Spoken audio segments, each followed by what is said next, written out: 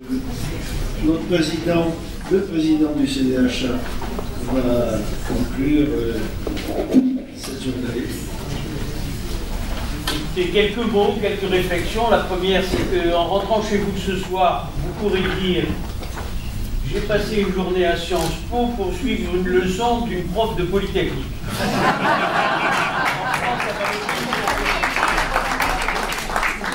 La plupart d'entre nous aient l'habitude de fréquenter Polytechnique. Cela va de soi. La deuxième remarque, qui est légèrement plus sérieuse, c'est que, comme vous, Anne, nous déplorons cette guerre des mémoires. Comme vous, nous déplorons qu'il n'y ait pas de date consensuelle. Mais s'il n'y a pas aujourd'hui une date consensuelle, c'est parce qu'il y a un combat qui est mené par un certain nombre d'entre nous depuis très très longues années. Sinon, on en aurait une de date et ce serait le 19 mars, la journée de la fin de la guerre d'Algérie, alors qu'on sait ce qu'il en a été après. Donc c'est vrai que dans un monde un peu idéal, on aimerait qu'un certain nombre de choses soient, on aimerait qu'il y ait plus de paix, qu'il y ait des mémoires apaisées. D'ailleurs, au passage, quand vous entendez parler mémoire apaisée, sortez votre fusil parce que c'est à chaque fois quelqu'un qui va encore ranimer la flamme du désordre et de la polémique. Donc on aimerait tout cela. Et voilà. J'ai entendu un certain nombre de propos cet après-midi qui sont intéressants, mais attention, si on est à l'aube de peut-être faire quelque chose d'un peu plus construit, c'est parce qu'avant il a fallu se battre. Et le mot battre, se battre n'est pas un mot trop faible, il est réel compte tenu du fait que, pardon de le dire aussi clairement, mais on est confronté à une guerre idéologique.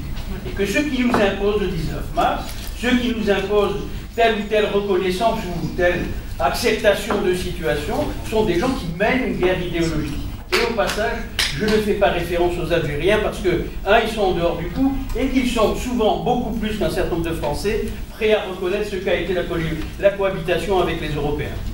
Donc c'est pas que je parle d'un certain nombre de groupes de pensée, de groupes politiques en France qui se sont emparés comme ça de l'emblème de l'histoire de l'Algérie et de l'histoire de la guerre d'Algérie pour mener un autre combat.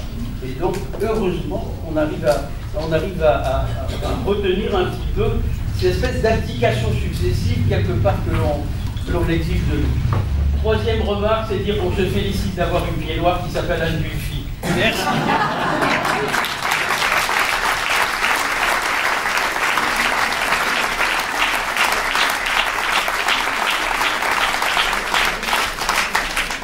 Elle a été très bien si vous deviez vous poser la question de savoir qu'est-ce que fait une prof de Polytechnique quand elle a à faire en quelques instants, il faut qu'elle fasse une synthèse de toute une journée de discussion.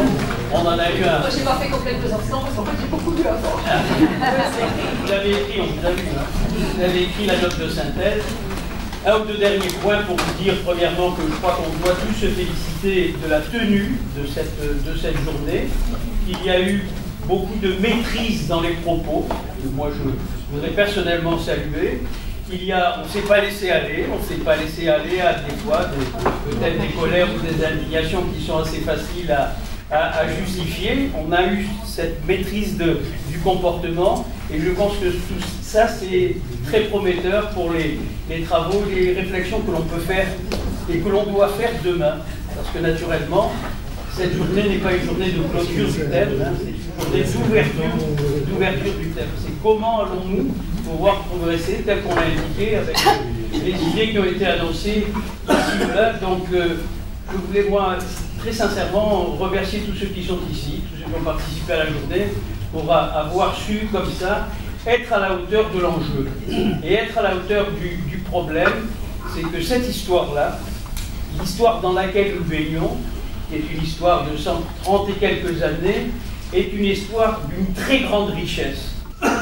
Elle est la juxtaposition d'1 million d'histoires individuelles et familiales, et que ce sont ces histoires individuelles et familiales qu'il faut que nous écrivions, il faut que nous racontions, il faut que nous mettions en scène, et pour sortir justement de cette espèce de nasse dans laquelle on nous a enfermés et qui fait que quand on parle de l'histoire d'Algérie, on vous parle des 8 années de guerre d'Algérie, mais il y en avait eu 124 avant, quoi.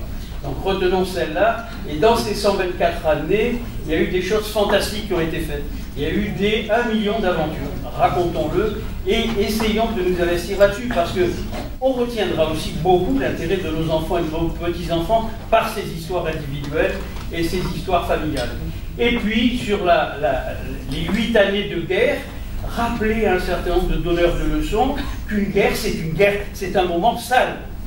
Et que la guerre, c'est pas un moment où on magnifie les comportements, où tout ça est très beau. C'est une période sale, difficile et dure. Voilà. Et c'est comme ça qu'un certain nombre de réactions, peut-être, peuvent s'expliquer aujourd'hui. Mais je pense qu'on a échappé à cette erreur qui était de trop se focaliser là-dessus et qu'on a ouvert un certain nombre de perspectives. Donc moi, je vais vous demander des travaux pratiques. Premièrement, si vous avez des questions concrètes à poser aux personnes qui sont intervenues, vous les rédigez.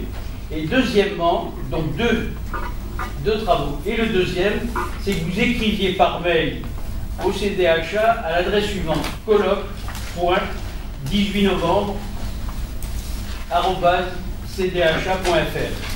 S'il y avait un peuple, vous l'aurez écrit. Colloque.18novembre, c'est aujourd'hui.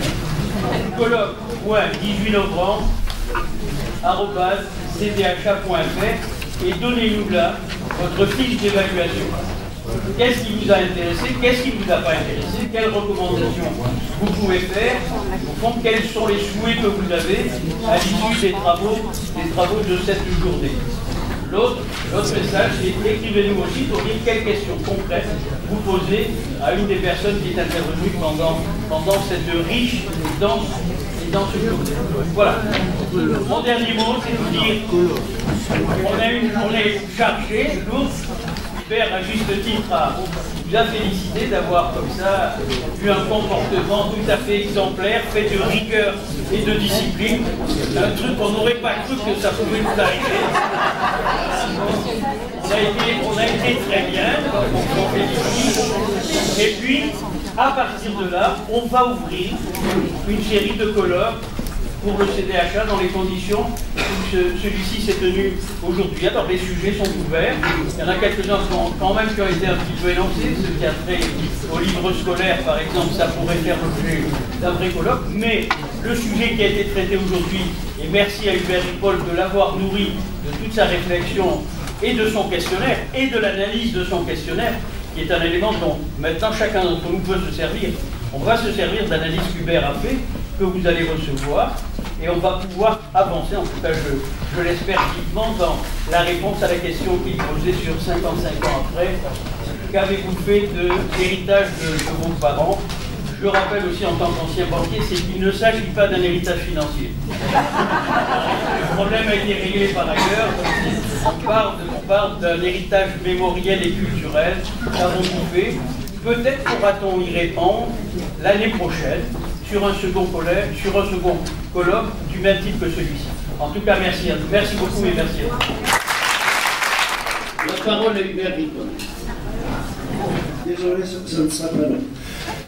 Quelques réflexions. La première, ceci a pu être possible, puisque nous avons réalisé tous ensemble, c'est parce qu'il y a eu entre le CDHA, son président et moi-même une empathie réciproque. Nous nous sommes accordés sur l'essentiel et sans jamais avoir un hiatus entre nous, encore qu'il y aurait pu y avoir des hiatus, mais nous les aurions dépassés. On ne les a pas eu. Ça c'est très important. Alors pourquoi le CDHA? Parce que c'est d'abord pour moi un outil qui préserve de la connaissance et qui produit de la connaissance. Et pour moi, le seul moyen de dépasser cette histoire et de la tirer vers le haut, c'est de produire de la connaissance. Merci Anne pour votre travail, merci à vous, tous les scientifiques et tous ceux qui produisent quelque chose. La deuxième chose qui était particulièrement importante ici, c'est que comme vous, j'ai fréquenté quelques colloques, congrès des associations, des regroupements. C'est la première fois que je vois un souffle qui me parle de demain. Et ça, c'est quelque chose, je pense que l'histoire retiendra tout ça, mais je crois que c'est une date. Il se passe aujourd'hui quelque chose, vous êtes les témoins et les acteurs de quelque chose qui s'est passé qui est important. Je crois qu'il faut le dire autour de vous, et il faut faire en sorte que cela continue. Voilà. Maintenant, dernière chose, je fais appel à vos contributions, puisque je suis à l'écriture extrêmement douloureuse de 55 ans après, petit pot de suspension. C'est que d'abord, bien ceux qui se sentent le courage et l'envie m'écrivent sur mon mail, ripollhubert@gmail.com, mais vous le trouverez sur le site du colloque. Et le site du colloque, maintenant, est devenu le site du livre, ce qui est logique. Et il y a un journal de bord où vous pouvez suivre quasiment semaine par semaine mes douleurs, mes moments d'espoir, mes difficultés et mes avancées. Voilà. Donc, écrivez-moi, j'en ai besoin même pour alimenter le bouquin par vos réflexions. Vous savez comment je fonctionne, hein, donc certaines des choses se retrouveront là. Voilà. Moi, j'ai vécu, vraiment très honnêtement, je me demande toujours pourquoi je suis rentré en pénorétude. Vraiment, tu le sais, c'est pas de circonstance, je te le dis depuis 7 ans. Qu'est-ce que je fous là-dedans? Rien ne me destinait à faire cela, ou tout. Bon, j'avoue que des moments de déception, j'en ai eu, comme vous, beaucoup. Aujourd'hui, je ne sais pas si c'est l'euphorie, je n'ai pas bu, que ce soit les montées KO, vos sourires amicaux, votre empathie, la façon dont vous nous avez porté. Vous nous avez porté, c'est très très important. Voilà, tout ça me dit que nous avons quelque chose à faire ensemble.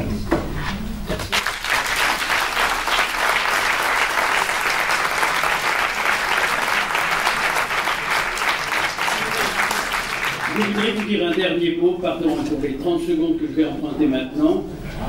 La plupart d'entre vous connaissent bien le CDHA, donc ça n'est pas la peine que je refasse l'article sur le CDHA. Un certain nombre d'entre vous ne connaissent pas le CDHA. Il est important que vous sachiez que c'est une association qui existe depuis maintenant 43 ans, qui est reconnue d'utilité publique et dont la mission essentielle, c'est de collecter, sous toutes ses formes, l'histoire et la mémoire des générations qui ont vécu en Afrique du Nord. C'est aujourd'hui de très loin le centre de ressources, qu'on appelle le centre de ressources, c'est-à-dire la bibliothèque, le centre de documentation le plus important sur l'histoire de la France en Algérie et au Maroc et en Tunisie. De très loin la plus importante. Nous avons un travail considérable qui est à faire. Nous avions une très très grande difficulté qui était l'étroitesse des locaux dans lesquels nous fonctionnons depuis maintenant une vingtaine d'années. Et un projet est né, dont vous avez peut-être entendu parler, parce qu'il est né il y a 5 ou 6 ans, mais on a fait la pose de la première pierre le mois dernier, le 6 octobre dernier.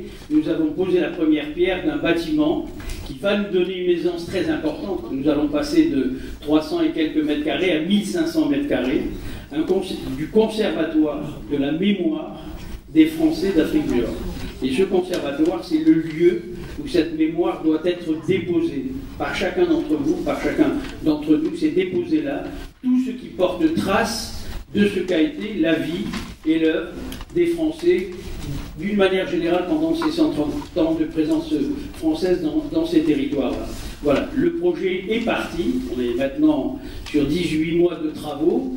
Peut-être pourra-t-on faire le colloque 2019, pourra-t-on le faire au Conservatoire de la mémoire des Français d'Afrique du Nord. Merci de votre écoute. Merci.